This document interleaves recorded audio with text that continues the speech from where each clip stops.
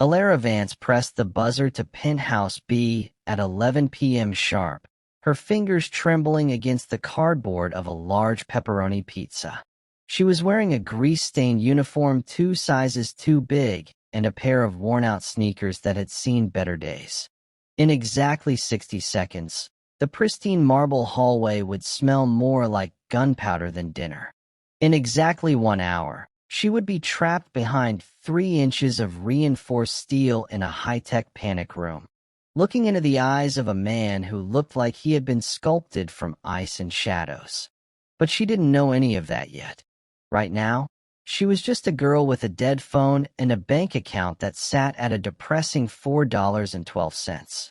Ugh, I hate this city, she thought, shifting the heavy box.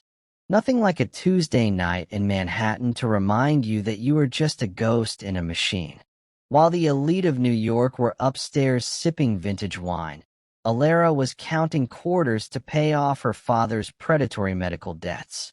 It wasn't the long shifts or the rude customers that wore her down. It was the crushing realization that she was invisible, just another delivery girl in a city of 10 million people. Some people were born to be the main characters of their lives, and Alara had started to believe she was only ever going to be a background extra. The elevator had been a miracle of polished brass and mahogany, a stark contrast to her cramped apartment in Queens. She stepped out into the 50th floor, her GPS having glitched and sent her to the Blackwood penthouse instead of the standard apartment 3 floors below. She didn't check the name on the door. Her feet ached. Her father's debt collector had called 3 times that hour, and she just wanted this to be her last drop-off of the night. She knocked. 1, 2, 3 times. The door didn't just open. It swung back with a heavy, silent authority. The man standing there was not the tired office worker she had expected. He was tall, dressed in a bespoke black shirt that fit his broad shoulders perfectly, and his face was a masterpiece of sharp angles and cold intent. His eyes were a startling, piercing light blue, the color of a glacier under a winter sun. But it was the object in his hand that made the breath hitch in Alara's throat. He was holding a gun. He held it with a casual, terrifying familiarity, his finger resting just alongside the trigger guard. Alara's voice died in her throat. She looked at the gun, then at the pizza, then back at those frozen eyes. I have your order," she stammered, her heart hammering against her ribs like a trapped bird. "Luigi Supreme, you ordered extra olives?" The man's gaze didn't soften. It swept over her, taking in her messy ponytail, her wide, panicked eyes, and the way her hands gripped the red pizza box as if it were a shield. "Who are you?" he asked. His voice was a low, resonant rumble that felt like it was vibrating in the very floorboards beneath her feet. "I'm the delivery girl," she managed to gasp out. I think the GPS sent me to the wrong floor. I'll just go?" She turned to flee, her sneakers squeaking on the marble, but she didn't even make it a step. A shrill, piercing whistle echoed from his wrist, a silent alarm triggered by a breach in the building's perimeter. Killian Vane's expression didn't change, but his movement was liquid. Before Alara could blink, a hand shot out and clamped around her upper arm. His grip was like a steel shackle, unyielding and shockingly hot against her skin. "Wait," she cried, struggling against him. "Let me go? I'm just delivering a pizza." His eyes flicked toward the elevator, then back to her. His jaw tightened as he saw a red dance across the wall behind her head. "You're staying," he said. It wasn't a request. It was a sentence. If you are a lover of stories that stays with you even after watching, like and subscribe to the channel so YouTube doesn't hide the next story from you. Also tell me in the comments section the country you are watching from. He didn't wait for her to agree. He yanked her backward into the penthouse just as the hallway windows exploded inward.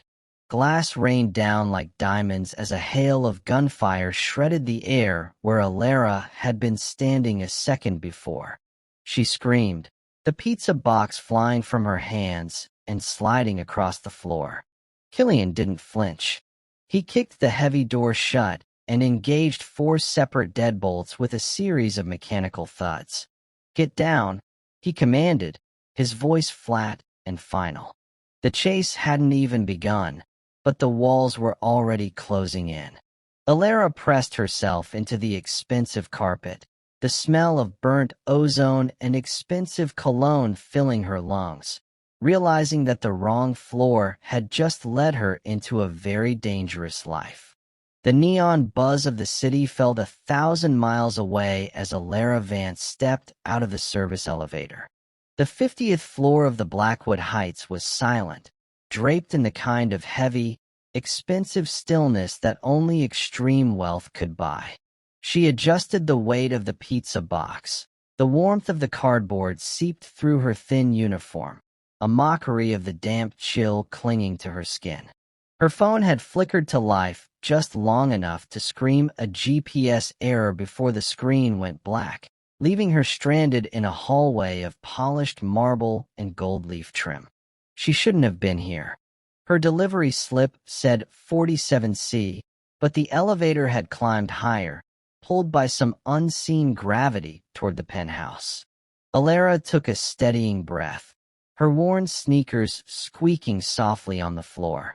She just needed one good tip, one generous soul to see the exhaustion in her eyes and give her enough to keep the debt collectors from calling her father's hospital room for one more night.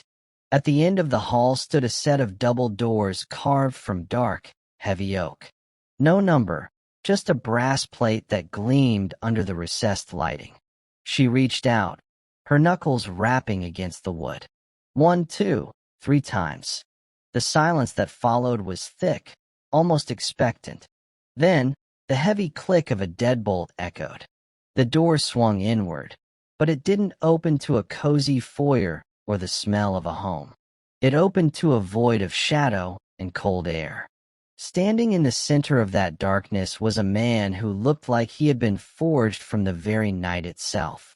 He was tall, his silhouette framed by the sprawling floor-to-ceiling windows behind him that overlooked the glittering, jagged teeth of the Manhattan skyline. He wore a bespoke black shirt, the sleeves rolled up to reveal forearms corded with tension. His hair was dark and perfectly styled, but it was his face that stopped the blood in Alara's veins. It was a face of brutal, flawless symmetry, a sharp jawline, high cheekbones, and a mouth set in a grim, immovable line. But it was his eyes that truly paralyzed her. They were a piercing, hypnotic shade of ice blue, so pale they looked like shards of a frozen sea. They didn't just look at her. They cataloged her, stripping away her defenses until she felt every bit the struggling, invisible girl she was. And then she saw it. In his right hand, held with a casual, terrifying grace, was a matte black Beretta. The steel caught the dim light, a silent promise of violence. Alara's heart did a frantic somersault against her ribs. Her grip on the pizza box tightened until the cardboard groaned. I have your order, she managed to whisper, her voice cracking. The man didn't move. He didn't blink. The silence stretched, heavy and suffocating, as his gaze swept over her messy, rain-dampened hair and the cheap, grease-stained fabric of her Luigi's Pizza vest. "Who are you?" he asked. His voice was a low, velvet rasp that seemed to vibrate in the air between them. "I'm the delivery girl," she stammered, her knees feeling like water. I think the elevator made a mistake. I'm looking for 47C. I'll go." She began to back away, her pulse drumming a frantic rhythm in her ears. She needed to reach the elevator. She needed to disappear back into the safety of the rainy streets where she was just another ghost in the crowd. But as she turned, a sharp, metallic chime echoed from the device on his wrist. The man's icy eyes shifted past her, narrowing as they focused on the hallway. The air in the room seemed to drop another 10 degrees. Before Alara could take another step, his hand shot out. His fingers clamped around her upper arm like a vice, the heat of his skin searing through her sleeve. "Wait," she gasped, dropping the pizza box. It hit the marble with a dull thud. "Let me go?" His grip only tightened, pulling her toward the threshold of the dark penthouse. His gaze remained locked on the far end of the hallway where the elevator lights began to flicker. "You're staying," he said, his voice flat and absolute. It wasn't a question, and as the far windows of the hallway suddenly shattered inward in a spray of glass and thunder, Alara realized it wasn't a choice either. One wrong door had just slammed shut on the life she knew, locking her in with the most dangerous man she had ever seen. The thunder of the first explosion was so violent it felt like a physical blow to Alara's chest.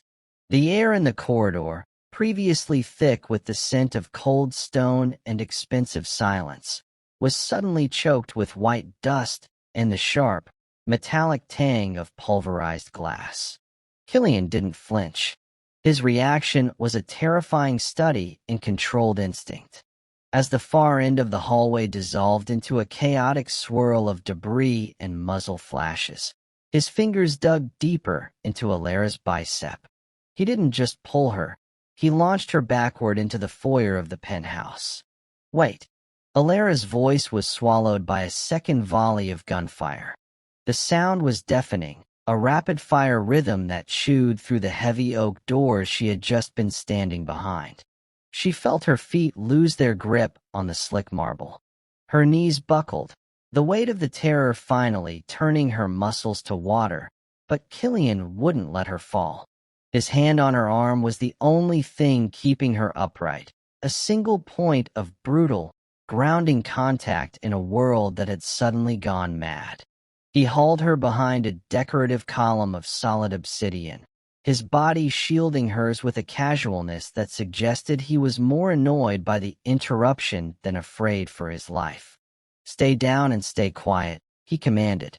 It wasn't a shout, but the low, vibrato intensity of his voice cut through the roar of the gunfire more effectively than a scream ever could. Alara huddled against the cold stone, her hands flying to her ears. Through the gaps in her fingers, she watched him. Killian Vane didn't look like a man under siege. He looked like a predator in his natural habitat. He checked the magazine of his Beretta with a flick of his wrist, his movements fluid and economical. The ice-blue eyes that had cataloged her a moment ago were now fixed on the door, tracking the unseen movement in the hall with the precision of a hawk. A stray bullet chipped the obsidian inches above her head, showering her hair with black grit. Alara let out a choked sob, her mind spinning. This was supposed to be a pizza delivery. She was supposed to be in her cramped kitchen, eating a leftover slice and dreading her morning shift. She wasn't supposed to be caught in the crosshairs of a war she didn't understand. "Please," she gasped, the word barely audible over the thud of heavy boots approaching in the hallway. "Just let me leave. I won't tell anyone. I didn't see anything." Killian's gaze flicked to her for a fraction of a second. There was no pity in those eyes, only a grim, cold calculation. He reached out, his hand shifting from her arm to the back of her neck, forcing her head lower. "You saw my face," he said, his voice dropping to a dangerous whisper. "And they saw yours. You walk out that door now, and you're a corpse before you reach the elevator." The heavy oak doors groaned under the weight of a shoulder charge from the outside. Killian stood up, his posture darkening. He didn't look back as he stepped toward the center of the room, his gun raised. "I told you," he added, the words falling like stones into a well. "You're staying." Before she could protest, he fired. The sound inside the room was like a physical weight, vibrating in Alara's teeth. She squeezed her eyes shut, pressing herself into the floor as the penthouse, Her beautiful, silk-lined prison erupted into a symphony of breaking glass and lethal intent. She was no longer just a delivery girl. She was a witness, a liability, and a captive, all bound to the man with the frozen eyes by a grip that refused to let go. The transition from the chaos of the foyer to the absolute silence of the panic room happened so fast Alara felt like her lungs were still back in the hallway, gasping for air that was thick with smoke. Killian didn't run. He moved with a predatory efficiency, dragging her through a concealed seam in the mahogany-paneled office that shouldn't have been there. With a heavy, pneumatic hiss, the wall slid shut, sealing out the staccato rhythm of gunfire and replacing it with the low, electric hum of a high-tech fortress. Alara collapsed onto her knees, her lungs finally hitching as she let out a jagged breath. The floor beneath her wasn't carpeted. It was cold, industrial steel. The room was bathed in a dim, amber glow from a bank of monitors that flickered with dozens of camera angles, showing the carnage unfolding in the rest of the penthouse. "Stay away from the door," Killian said, his voice dropping to that terrifyingly calm register again. He didn't look at her. He walked toward a central console, laying his Beretta down on a steel table with a click that sounded like a gunshot in the confined space. He began tapping at a touchscreen, his fingers flying across icons that controlled the building's security. On the monitors, Alara saw masked men moving through his living room, their boots treading on the very pizza she had delivered only minutes ago. You have to call the police," Alara whispered, her voice trembling so hard the words almost fell apart. "They're inside. They're going to kill us." Killian's hand paused over the screen. He turned slowly, the amber light catching the sharp, icy planes of his face. For the first time, Alara noticed a smear of blood on his cheek. Not his own, she realized with a jolt of nausea. "The police?" he asked, a ghost of a dark, humorless smile touching his lips. "Little girl, the men out there are paid by the city. The men I pay are the ones who make sure the police stay 5 blocks away until the cleaning crew arrives." Alara's heart skipped a beat. She looked at him, really looked at him, and felt a new, colder fear take root in her chest. The men outside were monsters, yes, but they were chaotic, noisy monsters. The man standing 3 feet away from her was something else entirely. He was the architect of this violence. He was the eye of the storm. "Who are you?" she asked, her voice barely a breath. "My name is Killian Vane," he said, stepping closer. The light from the monitors turned his ice-blue eyes into something alien, something ancient. "And you, Alara Vance, are currently the only witness to a very expensive mistake made by the Moretti family. How do you know my name?" She scrambled backward until her spine hit the reinforced wall. He held up her delivery bag, which he must have snatched in the chaos. Her name was printed right there on the receipt, next to her father's hospital debt reminder she'd tucked into the pocket. "I know you live in a walk-up in Queens. I know you're 3 months behind on your rent. And I know that if I let you walk out that door, Dante Moretti will have your throat cut just to see if I care enough to stop him." He loomed over her, his presence suffocating. He didn't reach for her, but the sheer weight of his gaze pinned her to the wall. Alara realized then that the reinforced steel and the biometric locks weren't just there to keep the killers out. They were there to keep her in. "I'm just a delivery girl," she sobbed, burying her face in her hands. "I don't belong here." Killian reached down, his fingers catching her chin and forcing her to look up at him. His touch was cold, but there was a strange, vibrating intensity in it that made her skin prickle. "You belonged to the world of the invisible until you knocked on my door," he whispered. "Now, you belong to me. And in my world, Alara, the only way to survive the monsters is to stay close to the devil." He let her go and turned back to the screens, watching as his personal security teams began to flood the hallway on the monitors. Alara watched him, her mind reeling. She had been afraid of the dark her whole life, but as she sat on the floor of that high-tech bunker, she realized the darkness outside was nothing compared to the man standing in the light. The heavy silence of the panic room felt different now that the monitors showed the hallway was clear of immediate threats.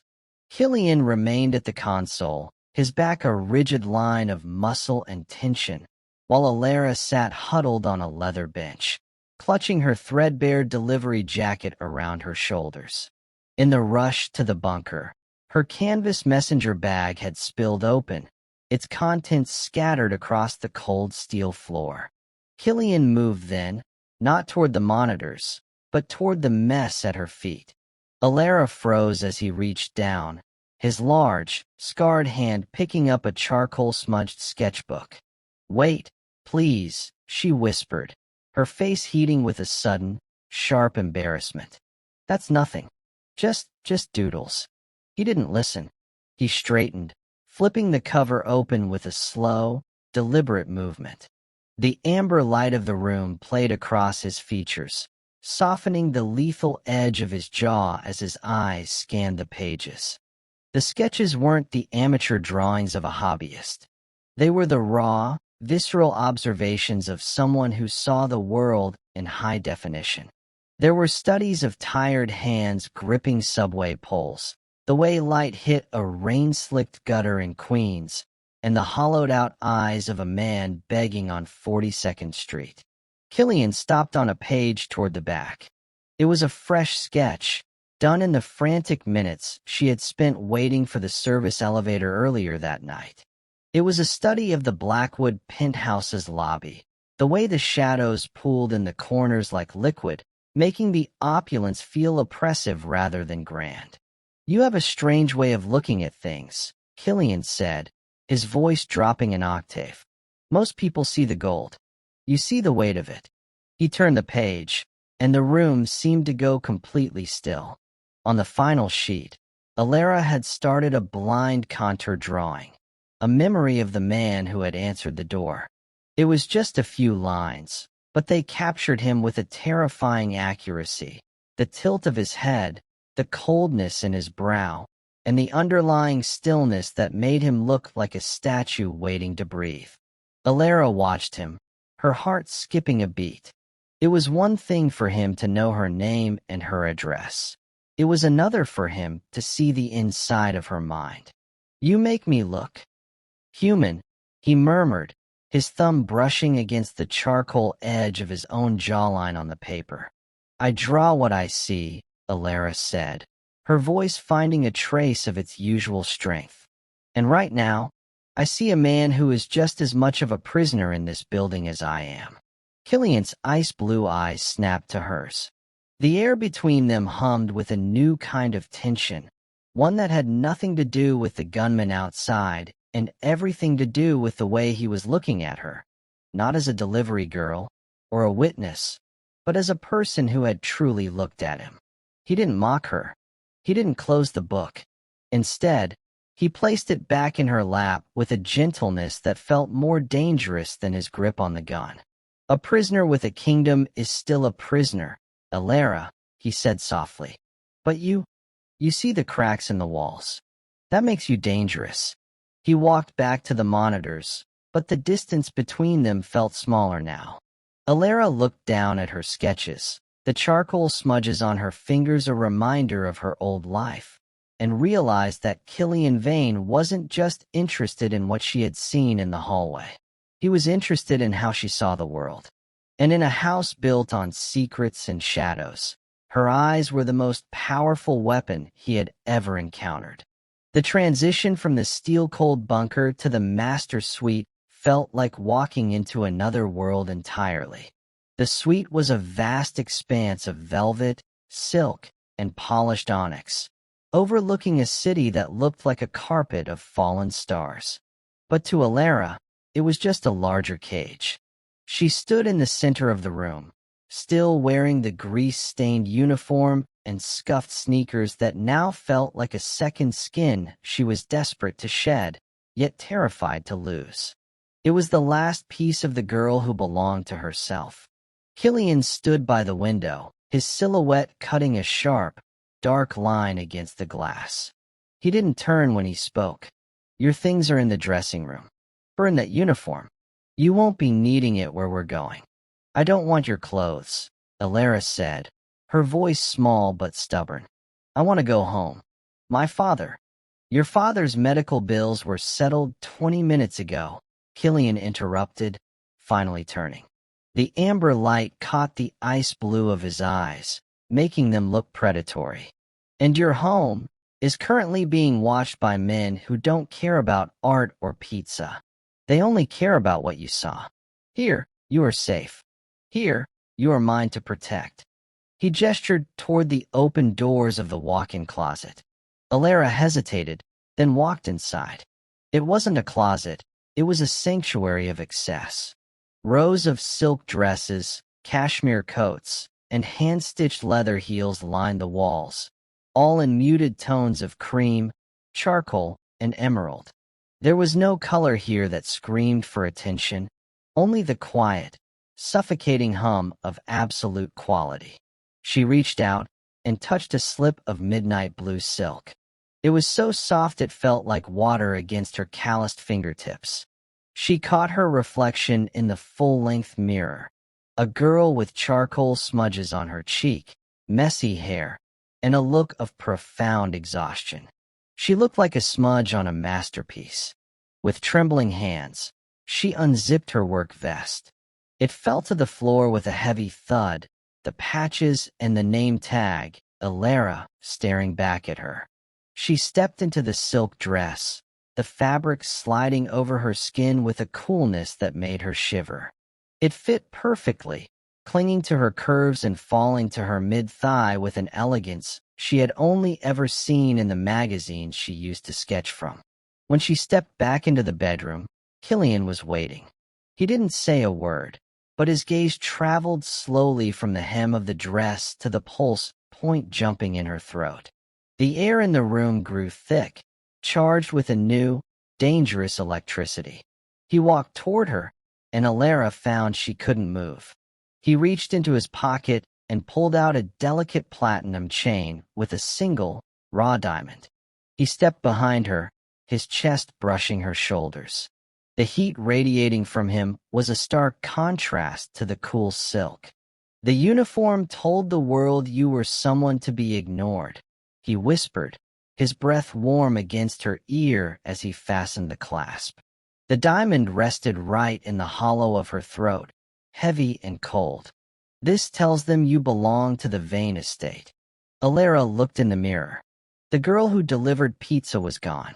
In her place stood a woman draped in the spoils of a man who dealt in blood and shadows.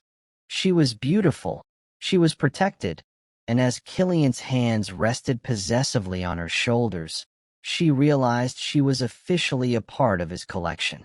The silk felt like armor, but as she looked into his frozen eyes, she knew it was just a more beautiful way to be a prisoner. The days in the penthouse blurred into a strange, gilded monotony. Alara paced the vast rooms like a ghost, her silk skirts whispering against the marble floors that had once seen her blood. Killian was often gone, a shadow operating in a world of violence she could only hear in the muffled clicks of heavy doors and the low, urgent murmurs of men in the hallway. He provided everything: the finest food, the softest sheets, the most expensive charcoal for her sketches, but he remained the one thing she couldn't draw. He was a silhouette that refused to be filled in. On the fourth evening, the silence of the penthouse was broken by the heavy thud of the service entrance. Alara, driven by a restless curiosity that the library couldn't satisfy, crept toward the long gallery. She had learned the rhythm of the house, the way the guards rotated, and the specific spots where the shadows were deep enough to hide a girl who had spent her life trying to be invisible. A door at the end of the hall was slightly ajar, a sliver of harsh, yellow light spilling onto the dark carpet. She heard voices, low, gravelly, and tight with a tension that made the hair on her arms stand up. "The Moretti shipment is coming through the docks at midnight," a voice said. "Vane thinks he has the perimeter secured, but he's looking at the front gate while we hold the keys to the back." Alara pressed her back against the cool wall, her heart hammering against her ribs like a trapped bird. She knew she should run back to the master suite and lock the door, but her artist's instinct, the part of her that noticed the tilt of a head or the twitch of a finger, kept her rooted to the spot. She leaned forward, just an inch, peering through the crack of the door. Inside stood two men. One was Killian's head of security, a man she had seen every day since her arrival. The other was a guard she didn't recognize, his sleeves rolled up as he leaned over a map spread across a table. The light caught his forearm, and Alara's breath hitched. There, etched in dark, jagged ink, was a tattoo of a weeping willow wrapped around a dagger. The world seemed to tilt. Her mind raced back to the chaotic seconds in the hallway when she had first arrived. She remembered the man who had stepped out of the shadows with a submachine gun, the one whose sleeve had caught on a jagged piece of door frame as he fired. She had seen that exact same mark, the weeping willow, the silver blade, just before Killian had tackled her to the floor. It wasn't just a coincidence. It was a brand. The guard moved, his hand reaching for a cigarette, and the tattoo shifted with his muscle, the dagger appearing to pierce the tree. This man hadn't just been outside. He was inside. He was one of Killian's own, a wolf sitting at the table of the man he was planning to betray. Alara backed away, her hands trembling so violently she had to tuck them into the folds of her dress. The silk, which had felt like armor only an hour ago, now felt like a shroud. She realized then that Killian wasn't just at war with the Moretti family. He was at war with the very shadows he kept in his own home. She turned to flee, but the floorboard beneath her sneakers, those cheap, worn-out shoes she had refused to throw away, gave a faint, traitorous creak. The voices inside the room stopped instantly. Alara didn't wait. She bolted down the gallery, her heart in her throat, the diamond at her neck feeling like a lead weight. She had seen the one thing more dangerous than Killian's violence, his vulnerability. And in this house, being a witness didn't just make you a guest, it made you a target. Panic was a cold, sharp blade twisting in Alara's gut. The realization that a traitor stood in the very heart of the penthouse turned the air into ice. She couldn't go back to the bedroom. They knew someone was in the hall. Her only instinct was the one that had governed her entire life of poverty and debt. Run. She sprinted toward the back of the gallery, her silk dress rustling like a warning. She didn't head for the grand foyer. The guards there were Killian's elite, but she no longer knew which of them to trust. Instead, she bolted toward the service alcove. She reached the heavy steel doors of the service elevator and hammered the call button, her breath coming in jagged, desperate hitches. The diamond at her throat mocked her, a heavy reminder of the man who claimed he could protect her. The elevator dings were deafening in the silence.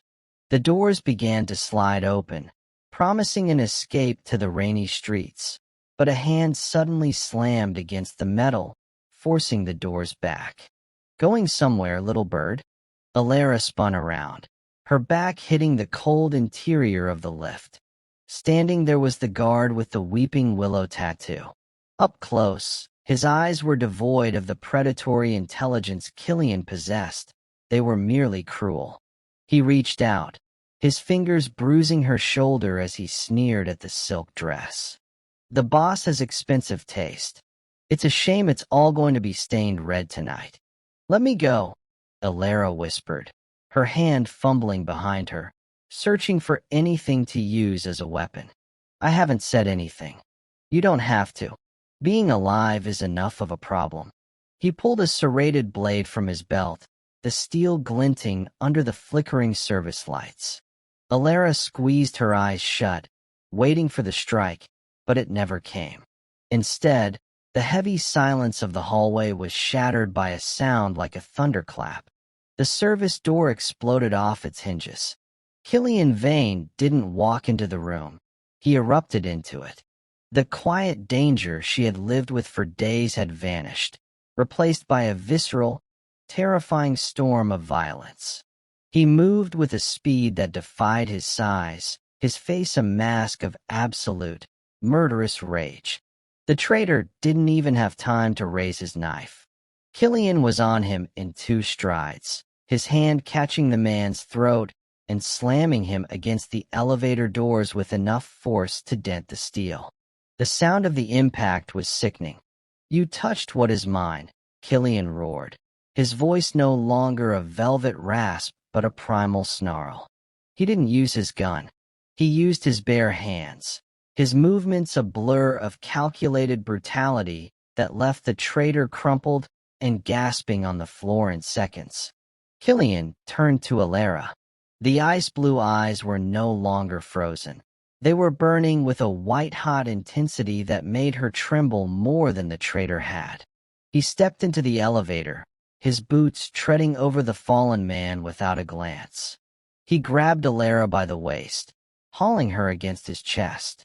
His heart was hammering against her ear, a frantic, heavy rhythm that matched her own. "I told you," he growled, his hands shaking as they gripped her shoulders, checking her for wounds. "I told you that you stay close to me." "He was one of yours," she sobbed, clutching at his black shirt, her fingers staining with the dust and blood of the struggle. "Killian, he was going to open the gates." Killian's grip tightened, his forehead dropping to rest against hers. The storm was still raging in him, but as he held her, the violence began to settle into something darker and more focused. "He was a dead man the moment he looked at you," Killian whispered into the hollow of her neck.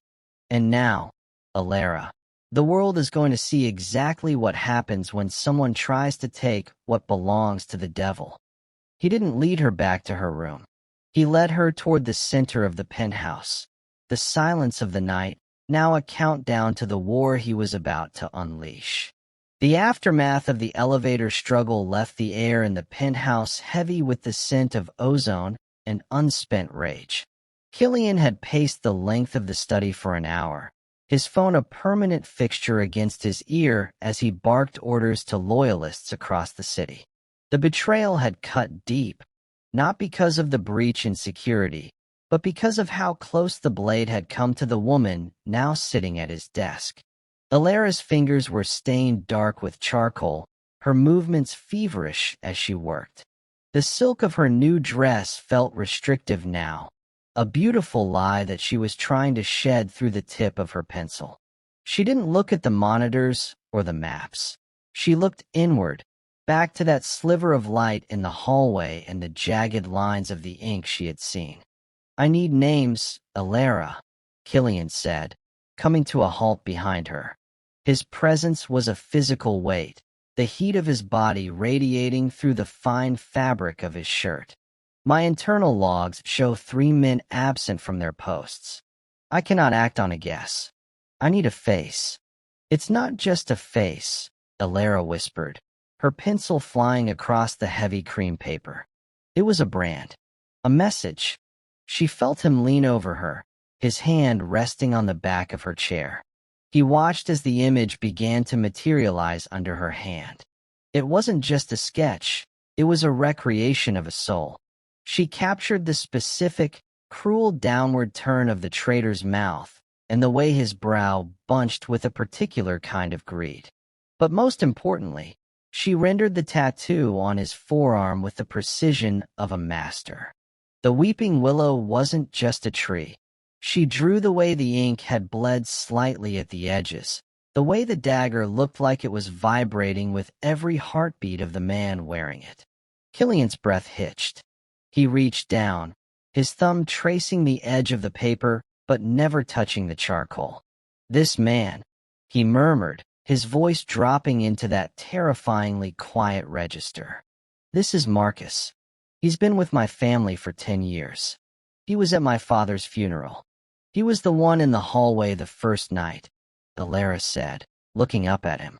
Her eyes were wide, the artist's clarity replaced by a haunting fear. I recognize the way he holds his shoulder.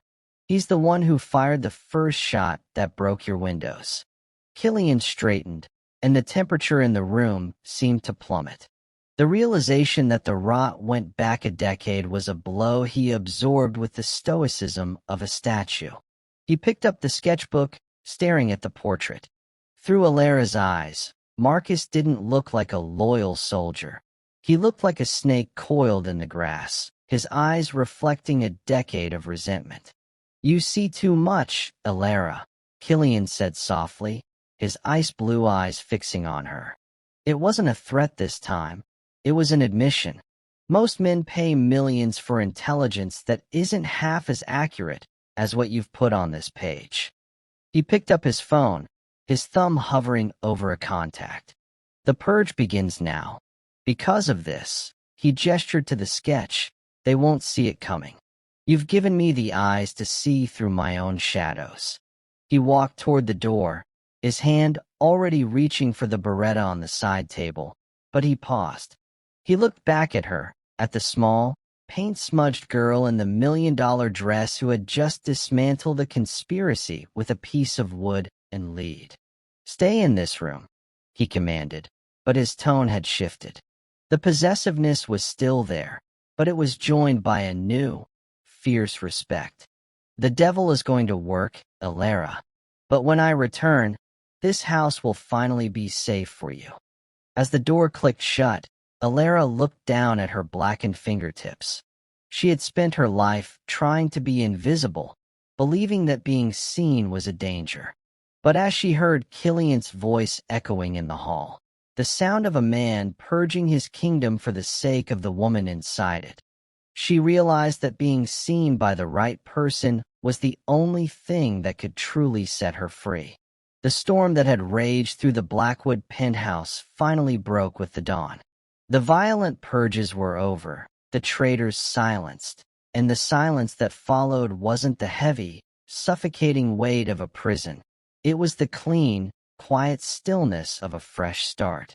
Alara stood by the floor-to-ceiling windows in the grand library, watching the sun rise over the Manhattan skyline. The orange light caught the diamond at her throat, throwing prismatic sparks against the mahogany walls. She heard the heavy, rhythmic tread of Killian's boots before she saw him. He moved differently now. The frantic, jagged edge of the past few days had smoothed into a terrifyingly calm authority. He stopped behind her, but he didn't reach for her arm or her waist. Instead, he placed a small, silver tray on the desk beside her. On it lay a stack of legal documents, their edges singed, and a heavy set of brass keys. Your father's hospital called this morning, Killian said, his voice a low, velvet rasp that no longer made her want to run. He's been moved to a private recovery suite. The best specialists in the country are on his case. Alara turned, her eyes falling to the papers. She recognized the letterhead of the predatory loan company that had haunted her dreams for years. She watched as Killian pulled a silver lighter from his pocket. With a flick of his thumb, a small flame danced in the dim light. He touched it to the corner of the documents.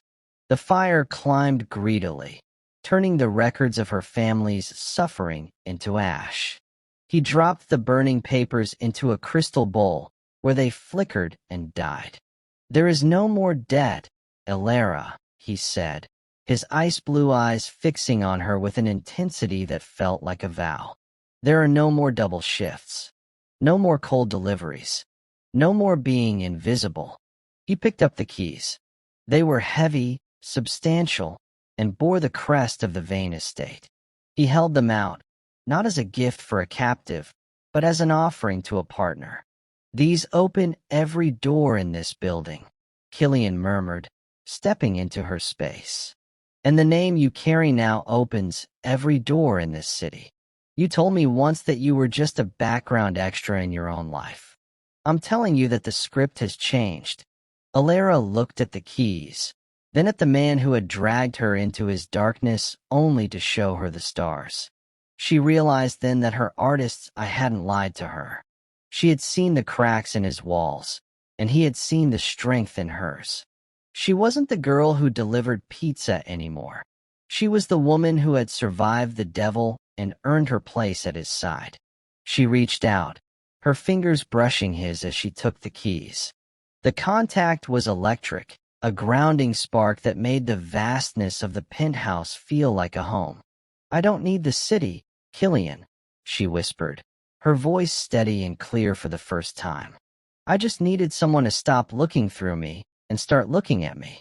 Killian's mouth softened into the rarest of things, a genuine smile.